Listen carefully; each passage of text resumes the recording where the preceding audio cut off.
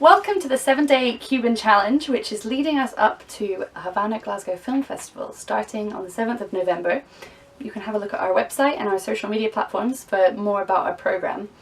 But today your challenge is to recreate a traditional 1950s makeup look as seen in this video, created by famous Cuban beautician Mirta de Paredes. This is as much a challenge for me as it is for you. I haven't practiced this look, but I've donned my best 1950s outfit.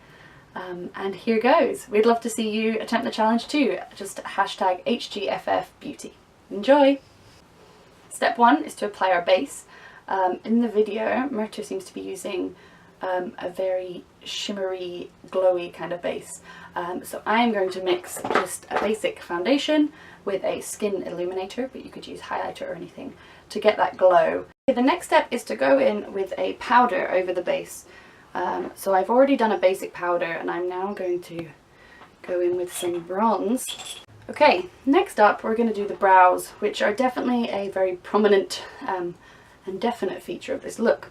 While the model has just nicely kind of groomed brows, not dissimilar to mine, not too thick, not too thin, Mirta goes in with a very heavy brow look, which is something I've never even experimented with before, so this will be an interesting part of the look. Now she uses a pencil on what looks like a gel. I'm just going to use an eyebrow pencil, because an eyeliner, sorry, because that's what I have on hand, and this is a challenge, so we're working with what we got. You can brush through the brows, and then she seems to follow the natural shape, kind of elongating it out at the end, and making a very prominent line in the inner. So here goes. Wow. Looks so bizarre. I'm going to do the other one and then go back and even them up. So our model seems to have kind of dark smudgy eyes already when she goes into the beauty parlour. Because the video kind of chops between clips and is a very, very condensed version, I don't know if this is meant to be part of her look or not, but what I'm going to do is go in with a black eyeliner and just do like a smudgy underneath the eye look. This is the bit I'm most excited for. The blue eyeshadow. I bought this in number 7 today, but it's really hard to find blue eyeshadow, it turns out. And the eyeshadow in the video is a lot lighter. So what I'm actually going to do is I'm going to use a blue and then I'm going to go over the top with an iridescent highlighter, more whiter shade.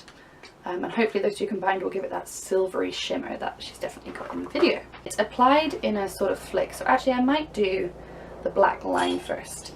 Now it turns out I don't have black shadow, so what I'm going to do is I'm going to use a black eyeliner pencil, and that's going to be how I'm going to create the shape, which is following the crease of her eye and then kind of going up into a very high dramatic flick.